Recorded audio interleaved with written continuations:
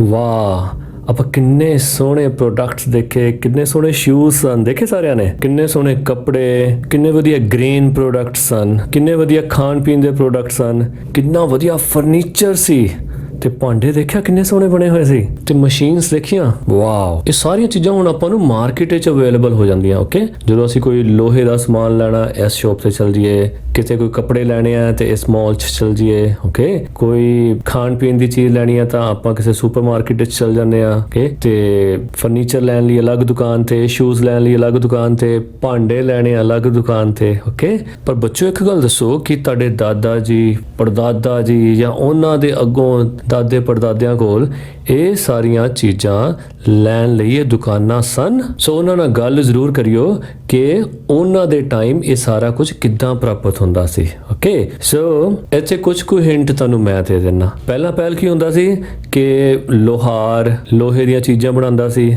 ਜੁਲਾਹਾ ਕੱਪੜਾ ਬਣਾਉਂਦਾ ਸੀ, ਕਿਸਾਨ ਅੰਨ ਦੀ ਪੂਰਤੀ ਕਰਦੇ ਸਨ, ਤਰਖਾਣ ਲੱਕੜ ਦਾ ਕੰਮ ਕਰਦਾ ਸੀ, ਮੋਚੀ ਜੁੱਤੀਆਂ ਦਾ ਕੰਮ ਕਰਦਾ ਸੀ, ਤੇ ਘੁਮਿਆਰ ਭਾਂਡੇ ਬਣਾਉਣ ਦਾ ਕੰਮ ਕਰਦਾ ਸੀ। ਸੋ ਇਹ ਸਾਰੇ ਮਿਲ ਕੇ ਇੱਕ ਪਿੰਡ ਦੀਆਂ ਲੋੜਾਂ ਨੂੰ ਪੂਰਾ ਕਰ ਦਿੰਦੇ ਸਨ, ਤੇ ਉਹ ਇਹੀ ਕੰਮ ਕਰਕੇ ਆਪਣੀ ਰੋਜ਼ੀ ਰੋਟੀ ਕਮਾਉਂਦੇ ਸਨ, ਆਪਣਾ ਘਰ-ਬਾਰ ਚਲਾਉਂਦੇ ਸੀ। ਪਰੰਤੂ ਅੰਗਰੇਜ਼ੀ ਸਾਮਰਾਜ ਦੀ ਸਥਾਪਨਾ ਹੋਣ ਕਰਕੇ ਪਿੰਡਾਂ ਦੇ ਲੋਕ ਵੀ ਅੰਗਰੇਜ਼ੀ ਕਾਰਖਾਨਿਆਂ ਵਿੱਚ ਤਿਆਰ ਕੀਤੀਆਂ ਗਈਆਂ ਵਸਤਾਂ ਦੀ ਵਰਤੋਂ ਕਰਨ ਲੱਗ ਪਏ, ਕਿਉਂਕਿ ਉਹ ਵਧੀਆ ਅਤੇ ਸਸਤੀਆਂ ਹੁੰਦੀਆਂ ਸੀ। ਹੁਣ ਕਾਰਖਾਨੇ ਵੱਡੇ ਲੱਗ ਗਏ। ਸੋ ਕਾਰਖਾਨੇ ਲੱਗਣ ਤੋਂ ਪਹਿਲਾਂ ਕਿੱਦਾਂ ਕੰਮ ਹੁੰਦਾ ਸੀ ਕਿ ਮੰਨ ਲਓ ਇੱਕ ਵਿਅਕਤੀ ਜੋ ਇੱਕ ਦਸਤਕਾਰ ਹੈ, ਉਸਨੇ ਆਪਣਾ ਕੰਮ ਸ਼ੁਰੂ ਕੀਤਾ, ਉਸ ਦਾ ਕੰਮ ਬਹੁਤ ਜ਼ਿਆਦਾ ਪਸੰਦ ਕੀਤਾ ਜਾਣ ਲੱਗਾ, ਬਹੁਤ ਦੂਰੋਂ ਲੋਕੀ ਉਹਦੇ ਕੋਲ ਉਹਦਾ ਸਮਾਨ ਲੈਣ ਆਉਣ ਲੱਗੇ। ਹੁਣ ਉਹਨੇ ਸੋਚਿਆ ਕਿ ਇੰਨੀ ਡਿਮਾਂਡ ਹੈ, ਮੈਨੂੰ ਹੁਣ ਲੱਗਦਾ ਬੰਦੇ ਹੋਰ ਜ਼ਿਆਦਾ ਰੱਖਣੇ ਪੈਣਗੇ।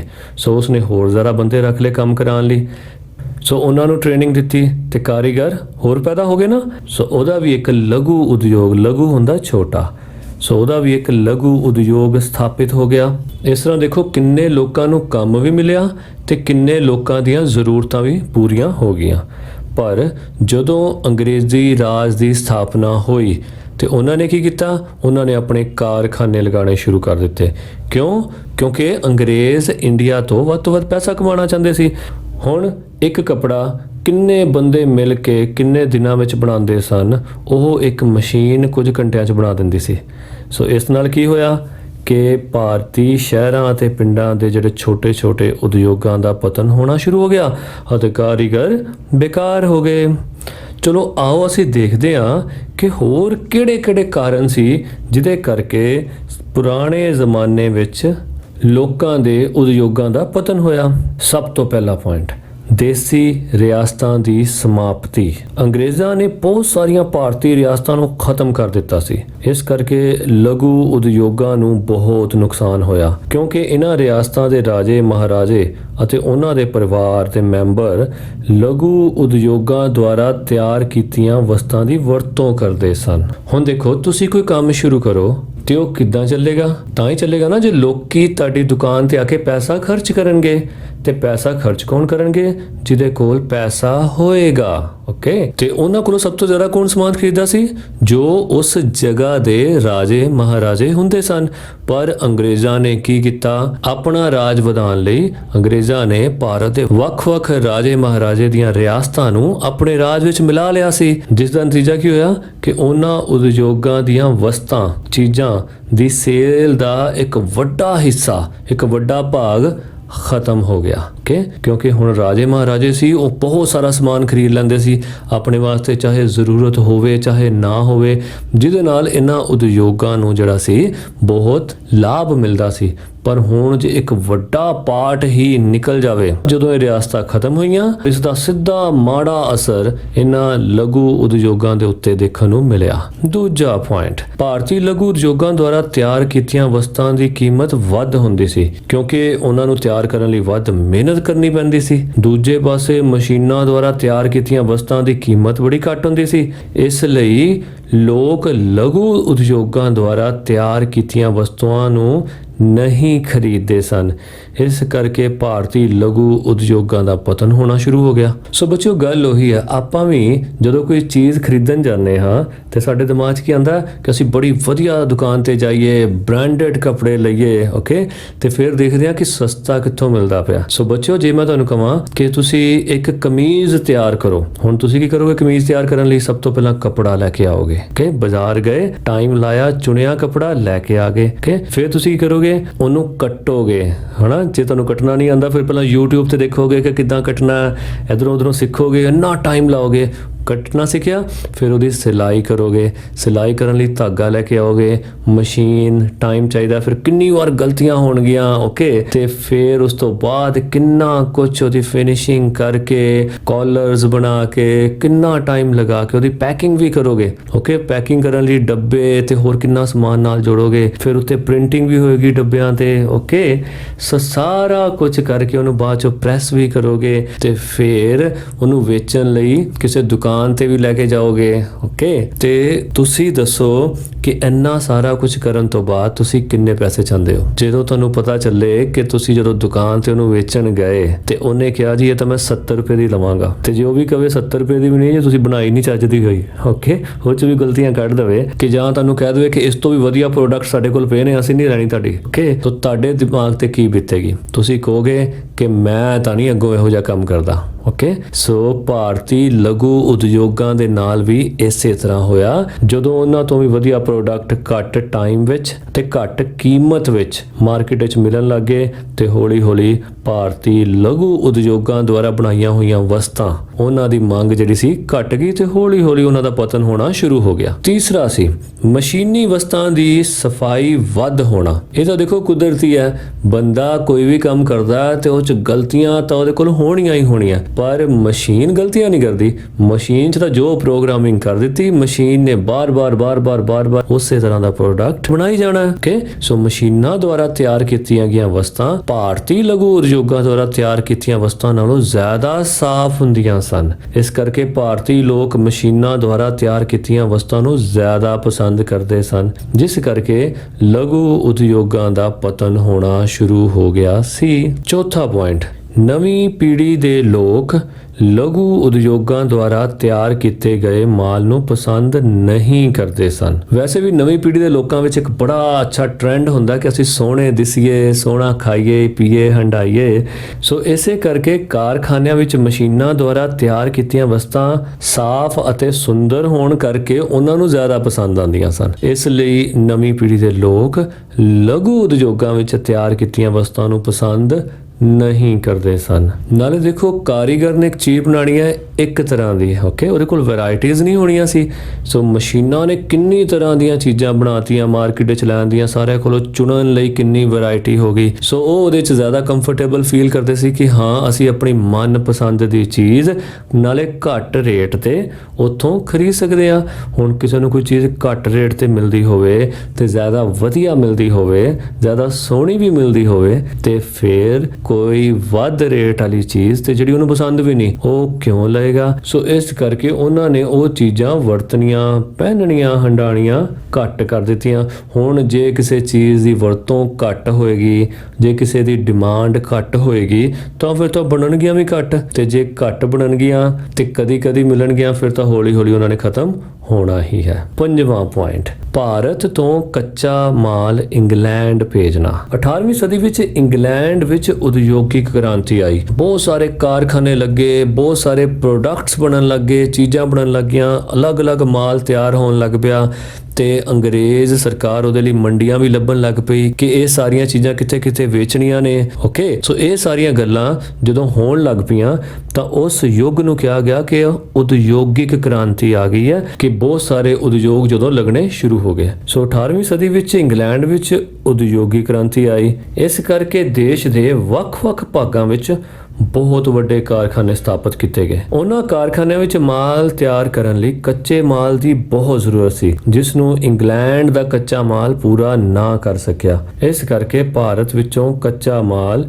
ਇੰਗਲੈਂਡ ਜਾਣਾ ਸ਼ੁਰੂ ਹੋ ਗਿਆ। ਦੂਜੇ ਪਾਸੇ ਭਾਰਤੀ ਕਾਰਖਾਨਿਆਂ ਲਈ ਕੱਚੇ ਮਾਲ ਦੀ ਘਾਟ ਹੋ ਜਾਣ ਕਾਰਨ ਭਾਰਤ ਦਾ ਉਦਯੋਗਿਕ ਵਿਕਾਸ ਰੁਕ ਗਿਆ। ਹੁਣ ਦੇਖੋ, ਭਾਰਤ ਲਈ ਸ਼ੁਰੂ ਤੋਂ ਇੱਕ ਗੱਲ ਕਹੀ ਜਾਂਦੀ ਹੈ ਕਿ ਭਾਰਤ ਇੱਕ ਅਮੀਰ ਦੇਸ਼ ਹੈ ਪਰ ਭਾਰਤ ਦੇ ਲੋਕ ਗਰੀਬ ਹਨ। ਸੋ ਕਹਿਣ ਤੋਂ ਭਾਵ ਕਿ ਭਾਰਤ ਕੋਲ ਕੁਦਰਤੀ ਸਾਧਨਾਂ ਦਾ ਵਿਸ਼ੇਸ਼ ਭੰਡਾਰ ਹੈ। ਇਸ ਦੀ ਧਰਤੀ ਹੇਠਾਂ ਕੱਚੇ ਮਾਲ ਦਾ ਬਹੁਤ ਵੱਡਾ ਸਰੋਤ ਹੈ, ਪਰ ਸਾਧਨਾਂ ਦੀ ਕਮੀ ਹੋਣ ਕਰਕੇ ਇਸ ਦਾ ਉਪਯੋਗ ਨਹੀਂ ਹੋ ਪਾਇਆ। ਦੂਜੇ ਪਾਸੇ ਅੰਗਰੇਜ਼ ਜਦ ਤੱਕ ਇੰਡੀਆ 'ਚ ਰਹੇ, ਉਹ ਭਾਰਤ ਦਾ ਕੱਚਾ ਮਾਲ ਇੱਥੋਂ ਕੱਢ ਕੇ ਆਪਣੇ ਦੇਸ਼ ਤੱਕ ਪਹੁੰਚਾਉਂਦੇ ਰਹੇ, ਪਰ ਇੰਡੀਆ ਦੇ ਕਾਰਖਾਨਿਆਂ ਵਿੱਚ ਇਹ ਕੱਚੇ ਮਾਲ ਦੀ ਵਰਤੋਂ ਤੇ ਉਹਨਾਂ ਨੇ ਰੋਕ ਲਗਾ ਦਿੱਤੀ, ਜਿਹਦੇ ਨਾਲ ਹੋਇਆ ਕਿ ਜਿਹੜਾ ਭਾਰਤ ਦਾ ਉਦਯੋਗਿਕ ਵਿਕਾਸ ਸੀ ਉਹ ਕੱਚੇ ਮਾਲ ਦੀ ਘਾਟ ਹੋਣ ਕਰਕੇ ਰੁਕ ਗਿਆ। ਸੋ ਪਿਆਰੇ ਬੱਚਿਓ, ਇਤਿਹਾਸ ਇਸੇ ਚੀਜ਼ ਦਾ ਨਾਮ ਹੈ।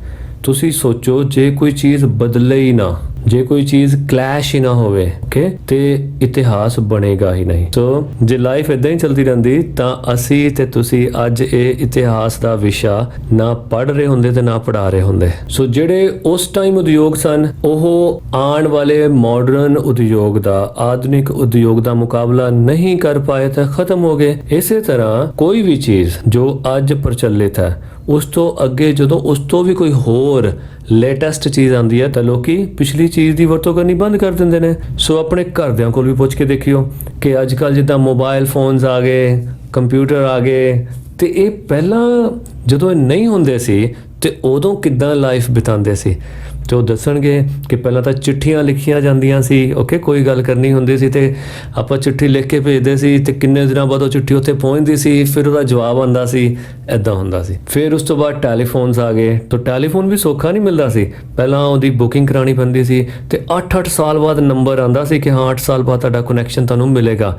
ਅੱਜ ਬੁੱਕ ਕਰਾਇਆ, 8 ਸਾਲ ਬਾਅਦ ਕਨੈਕਸ਼ਨ ਤੁਹਾਡੇ ਨਾਮ ਆਉਣਾ ਸੀ, ਓਕੇ। ਫਿਰ ਉਸ ਤੋਂ ਬਾਅਦ ਪੇਜ਼ਰ ਆਏ। ਪੇਜ਼ਰ ਨਾਲ ਕੀ ਹੁੰਦਾ ਸੀ, ਸਿਰਫ ਉਹ ਮੈਸੇਜ ਜਿਹੜੇ ਸੀ ਇੱਕ ਦੂਜੇ ਤੱਕ ਪਹੁੰਚ ਜਾਂਦੇ ਸੀ। ਉਦੋਂ ਬੜੇ ਖੁਸ਼ ਹੋ ਗਏ ਕਿ ਲੋਕੀ ਸਾਰੇ ਕਹਿੰਦੇ ਸੀ ਵਾਹ ਵਿਗਿਆਨ ਕਿੰਨੀ ਤਰੱਕੀ ਕਰ ਗਿਆ। ਫਿਰ ਉਸ ਤੋਂ ਬਾਅਦ ਮੋਬਾਈਲ ਫੋਨ ਆਏ। ਮੋਬਾਈਲ ਫੋਨਾਂ ਵਿੱਚ ਵੀ ਆਪਣੇ ਘਰਦਿਆਂ ਨੂੰ ਪੁੱਛਣਾ ਕਿ ਸਭ ਤੋਂ ਪਹਿਲਾਂ ਮੋਬਾਈਲ ਫੋਨ ਉਹਨਾਂ ਕੋਲ ਕਿਹੜਾ ਸੀ, ਤੇ ਉਹ ਕਹਿਣਗੇ ਕਿ ਉਹ ਬਟਨ ਵਾਲਾ ਹੁੰਦਾ ਸੀ, ਨੋਕੀਆ ਦਾ, ਠੀਕ ਹੈ। ਫਿਰ ਅਲੱਗ-ਅਲੱਗ ਕੰਪਨੀਆਂ ਬਾਰੇ। ਤੇ ਹੁਣ ਵੀ ਦੇਖੋ, ਹੁਣ ਤੁਹਾਡੇ ਕੋਲ ਕਿਹੜਾ ਮੋਬਾਈਲ ਹੈ। ਤੁਹਾਡੇ ਕੋਲ ਇੱਕ ਮੈਂ ਕੁਐਸਚਨ ਪੁੱਛਦਾ ਕਿ ਜੇ ਤੁਹਾਨੂੰ ਮੈਂ ਕਹਾਂ ਕਿ ਹੁਣ ਅੱਗੋਂ ਤੁਸੀਂ ਕਿਹੜਾ ਮੋਬਾਈਲ ਲਓਗੇ, ਤੁਹਾਡੇ ਵਿੱਚੋਂ ਕਿੰਨੇ ਜਣੇ ਆ ਜਿਹੜੇ ਕਿ ਕਹਿਣਗੇ ਕਿ ਜੀ ਮੇਰੇ ਕੋਲ ਹੁਣ ਮੋਬਾਈਲ ਹੈਗਾ, ਮੈਂ ਉਸ ਤੋਂ ਘਟੀਆ ਮੋਬਾਈਲ ਲੈਣਾ ਚਾਹੁੰਦਾ ਹਾਂ? ਨਹੀਂ, ਹੈ ਨਾ।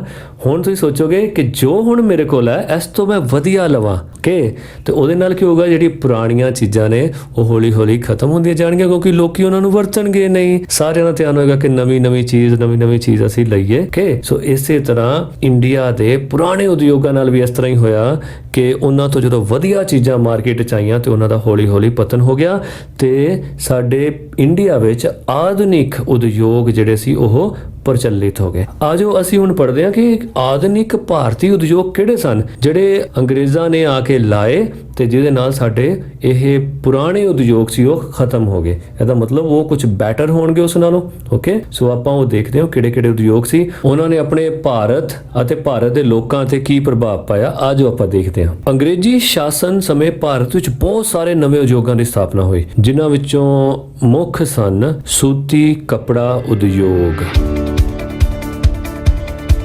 ਹੁਣ ਭਾਰਤ ਵਿੱਚ ਸੂਤੀ ਕੱਪੜੇ ਦਾ ਪਹਿਲਾ ਕਾਰਖਾਨਾ ਲੱਗਿਆ ਸੀ 1853 ਈਸਵੀ ਵਿੱਚ ਮੁੰਬਈ 'ਚ। ਉਦੋਂ ਉਹਨੂੰ ਬੰਬਈ ਕਹਿੰਦੇ ਸਨ।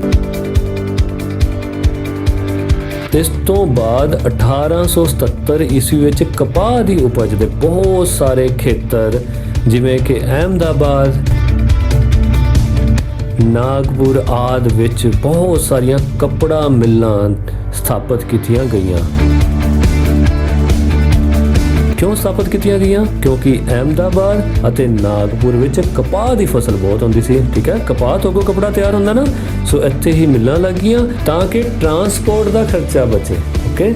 ਇੱਧਰੋਂ ਕਪਾਹ ਆਈ ਤੇ ਇੱਧਰੋਂ ਨਾਲ ਫੈਕਟਰੀ ਹੈਗੀ ਹੈ ਤੇ ਫੈਕਟਰੀ 'ਚ ਕਪਾਹ ਨੂੰ ਲੈ ਕੇ ਆਂਦਾ ਤੇ ਸਾਰਾ ਉਹਨੂੰ ਪ੍ਰੋਸੈਸ ਕਰਕੇ ਕੱਪੜਾ ਬਣਾ ਦਿੱਤਾ।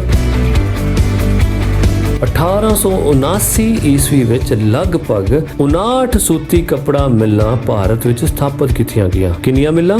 ਯੈਸ, 59। ਤੇ ਕਦੋਂ ਸਥਾਪਿਤ ਕੀਤੀਆਂ ਗਈਆਂ? 1879 ਵਿੱਚ, ਜਿਨ੍ਹਾਂ ਵਿੱਚ ਲਗਭਗ 43,000 ਲੋਕ ਕੰਮ ਕਰਦੇ ਸਨ। ਸੋ ਦੇਖੋ ਕਿੰਨੇ ਜਣਿਆਂ ਨੂੰ ਰੋਜ਼ਗਾਰ ਵੀ ਮਿਲਿਆ ਕਿ 43,000 ਲੋਕ ਇਹ ਕੰਮ ਕਰਦੇ ਸਨ।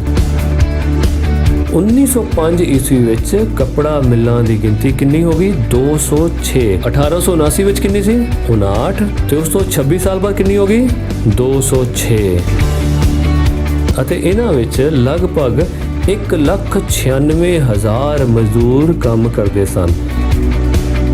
ਸੋ ਹੁਣ ਦੇਖੋ ਇਸ ਉਦਯੋਗ ਨਾਲ ਭਾਰਤ ਨੂੰ ਕੀ ਫਾਇਦੇ ਹੋਏ? ਨੰਬਰ 1, ਕਪਾਹ ਦੀ ਫਸਲ ਵਧ ਗਈ, ਕਿਉਂਕਿ ਹੁਣ ਕਾਰਖਾਨੇ ਲੱਗ ਗਏ, ਕਪਾਹ ਦੀ ਡਿਮਾਂਡ ਵਧੇਗੀ, ਕੱਪੜਾ ਜੋ ਬਣਾਉਣਾ, ਇਸ ਕਰਕੇ ਕਪਾਹ ਦੀ ਫਸਲ ਵੀ ਜ਼ਿਆਦਾ ਹੋਏਗੀ। ਠੀਕ, ਸੋ ਕਪਾਹ ਦੀ ਫਸਲ ਜ਼ਿਆਦਾ ਹੋਣ ਲੱਗੀ। ਸੋ ਕਪਾਹ ਦੀ ਫਸਲ ਕੀ ਸੀ? ਇਹ ਸੀ ਕੱਚਾ ਮਾਲ। ਕਿਹੜੀ ਫੈਕਟਰੀ ਵਾਸਤੇ? ਸੂਤੀ ਕੱਪੜਾ ਉਦਯੋਗ ਵਾਸਤੇ। ਸੋ ਇਸ ਉਦਯੋਗ ਦੇ ਨਾਲ ਹੋਰ ਕਿਹਨੂੰ ਫਾਇਦਾ ਹੋਇਆ? ਕਿਸਾਨਾਂ ਨੂੰ, ਭਾਰਤ ਦੀ ਖੇਤੀ ਨੂੰ। ਦੂਸਰਾ ਫਾਇਦਾ, ਰੁਜ਼ਗਾਰ ਮਿਲਿਆ। 1879 ਵਿੱਚ 43,000 ਲੋਕ ਕੰਮ ਕਰਦੇ ਸੀ ਤੇ 1905 ਵਿੱਚ 1,96,000 ਲੋਕ ਜਿਹੜੇ ਸੀ ਇਸ ਉਦਯੋਗ ਨਾਲ ਜੁੜ ਗਏ, ਜਿਹਦੇ ਕਰਕੇ ਉਹਨਾਂ ਨੂੰ ਰੁਜ਼ਗਾਰ ਮਿਲਿਆ। ਤੀਸਰਾ ਫਾਇਦਾ, ਜੇ ਤੁਸੀਂ ਸੋਚੋ ਕਿ 1,96,000 ਬੰਦੇ ਕੰਮ ਕਰ ਰਹੇ ਨੇ ਤੇ ਉਹ ਕਿੰਨੇ ਪ੍ਰੋਡਕਟਸ ਬਣਾਉਂਦੇ ਹੋਣਗੇ ਤੇ ਉਹਦਾ ਫਾਇਦਾ ਕਿੰਨੇ ਲੋਕਾਂ ਨੂੰ ਹੋਇਆ ਹੋਊਗਾ, ਕਿੰਨੇ ਲੋਕਾਂ ਨੂੰ ਅੱਛੇ ਕੱਪੜੇ ਪਹਿਨਣ ਨੂੰ ਮਿਲੇ ਹੋਣਗੇ। ਸੋ ਇਹ ਸਾਰੇ ਫਾਇਦੇ ਇਸ ਉਦਯੋਗ ਦੇ ਨਾਲ ਜੁੜੇ ਹੋਏ ਸਨ, ਜਿਹਦੇ ਕਰਕੇ ਇਹ ਉਦਯੋਗ ਭਾਰਤ ਵਿੱਚ ਪ੍ਰਫੁੱਲਿਤ ਹੋਣ ਲੱਗ ਪਿਆ। ਦੂਸਰਾ ਉਦਯੋਗ ਇਹ ਸੀ ਪਟਸਨ ਦਾ ਉਦਯੋਗ। ਹੁਣ ਪਟਸਨ ਕੀ ਹੁੰਦਾ? ਪਟਸਨ ਦਾ ਉਦਯੋਗ ਬੋਰੀਆਂ ਅਤੇ ਟਾਟ ਬਣਾਉਣ ਦਾ ਕੰਮ ਕਰਦਾ ਸੀ। ਇਸ ਉਦਯੋਗ ਉੱਤੇ ਯੂਰਪੀਅਨ ਲੋਕਾਂ ਦਾ ਕਬਜ਼ਾ ਸੀ। ਸੋ ਕਹਿਣ ਤੋਂ ਭਾਵ ਕਿ ਬਹੁਤ ਸਾਰੇ ਯੂਰਪੀਅਨ ਲੋਕ ਇਹ ਕੰਮ ਕਰਦੇ ਸਨ, ਜਿਹਨੂੰ ਆਪਾਂ ਇਹ ਵੀ ਕਹੀਏ ਕਿ ਯੂਰਪੀਅਨ ਲੋਕਾਂ ਦਾ ਇਸ ਤੇ ਇਕੱਲ ਅਧਿਕਾਰ ਸੀ। ਇਹ ਵੀ ਗਲਤ ਨਹੀਂ ਹੋਏਗਾ। ਸੋ ਇੰਡੀਆ ਵਿੱਚ ਪਹਿਲਾ ਕਾਰਖਾਨਾ ਕਦੋਂ ਲੱਗਿਆ? 1854 ਈਸਵੀ ਵਿੱਚ। ਕਿੱਥੇ? ਸਹਾਰਨਪੁਰ। ਸਹਾਰਨਪੁਰ ਕਿੱਥੇ ਹੈ? ਬੰਗਾਲ ਵਿੱਚ। ਇਹ ਖੋਲਿਆ ਗਿਆ। ਸੋ ਪਟਸਨ ਉਦਯੋਗ ਦੇ ਸਭ ਤੋਂ ਜ਼ਿਆਦਾ ਕਾਰਖਾਨੇ ਬੰਗਾਲ ਪ੍ਰਾਂਤ ਵਿੱਚ ਖੋਲੇ ਗਏ ਕਿ 20ਵੀਂ ਸਦੀ ਦੇ ਆਰੰਭ ਵਿੱਚ ਇਹਨਾਂ ਕਾਰਖਾਨਿਆਂ ਦੀ ਗਿਣਤੀ ਹੋ ਗਈ 36। 20ਵੀਂ ਸਦੀ ਯਾਨੀ ਸਨ 1900 ਤੋਂ 1999 ਤੱਕ ਦਾ ਸਮਾਂ।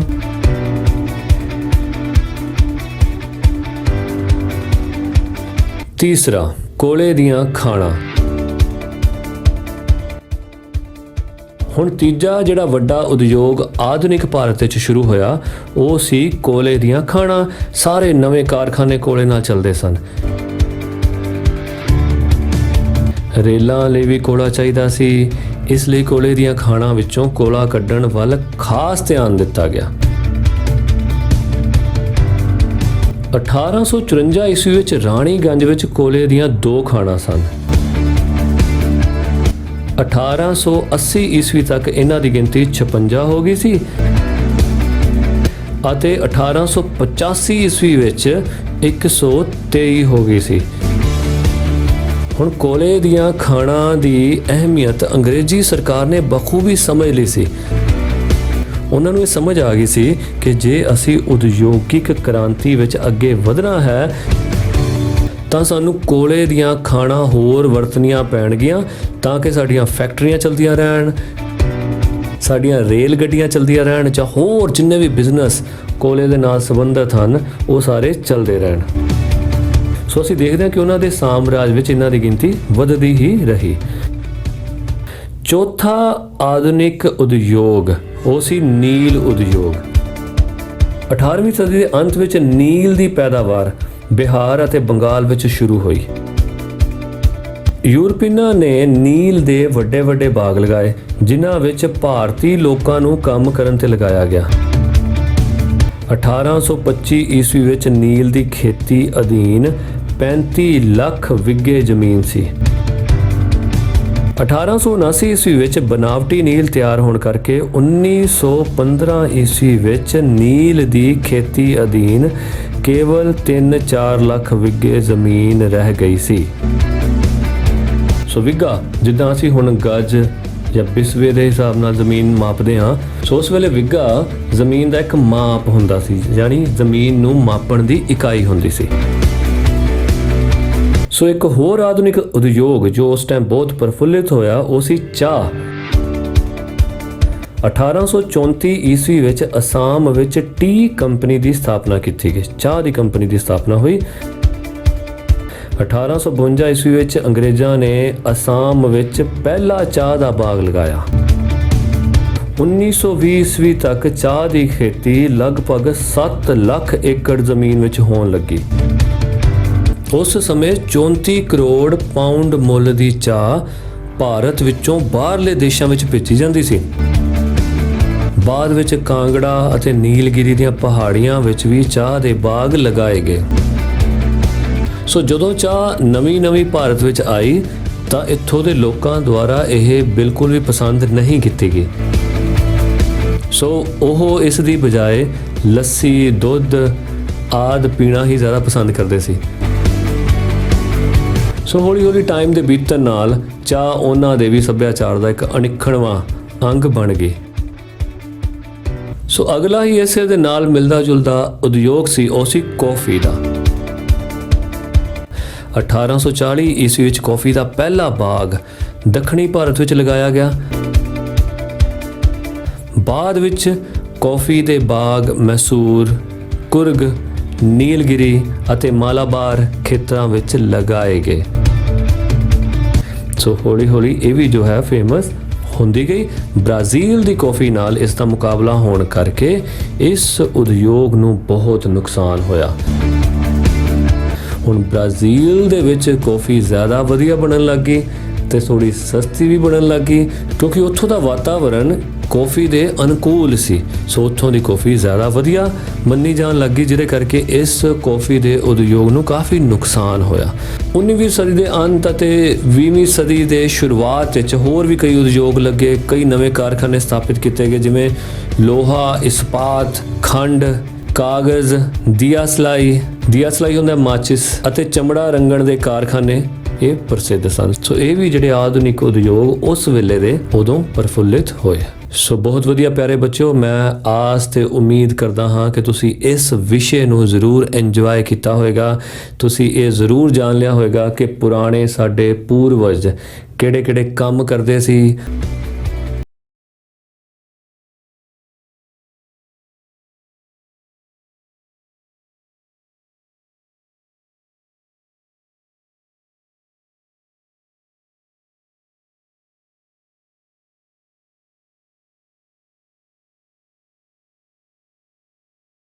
ਉਹਨਾਂ ਦੇ ਕੰਮਾਂ ਦਾ ਪਤਨ ਹੌਲੀ ਕਿੱਦਾਂ ਹੋਇਆ।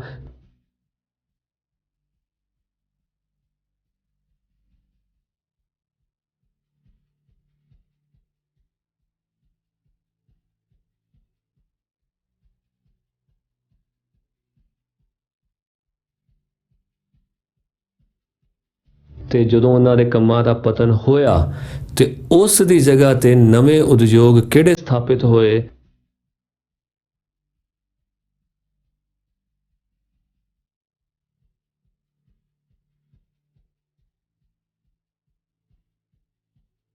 ਇਹ ਸਾਰਾ ਕੁਝ ਅਸੀਂ ਇਸ ਵੀਡੀਓ ਵਿੱਚ ਦੇਖਿਆ।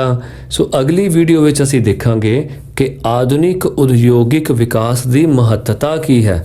ਜਿਹੜਾ ਵਿਕਾਸ ਹੋਇਆ, ਇੰਨਾ ਉਦਯੋਗ ਫੈਲਿਆ, ਉਹ ਇੰਡੀਆ ਵਾਸਤੇ ਕਿਉਂ ਮਹੱਤਵਪੂਰਨ ਹੈ, ਉਹ ਭਾਰਤ ਦੇ ਲੋਕਾਂ ਵਾਸਤੇ, ਭਾਰਤ ਦੇ ਇਤਿਹਾਸ ਵਿੱਚ ਕਿਉਂ ਮਹੱਤਤਾ ਰੱਖਦਾ ਹੈ, ਇਸ ਦਾ ਕੀ ਪ੍ਰਭਾਵ ਪਿਆ, ਉਹ ਸਭ ਕੁਝ ਅਸੀਂ ਦੂਜੇ ਵੀਡੀਓ ਲੈਸਨ ਵਿੱਚ ਦੇਖਾਂਗੇ। ਤਦ ਤੱਕ ਮੈਨੂੰ ਦਿਓ ਇਜਾਜ਼ਤ। ਮੈਂ Paramjot Singh. Thank you very much.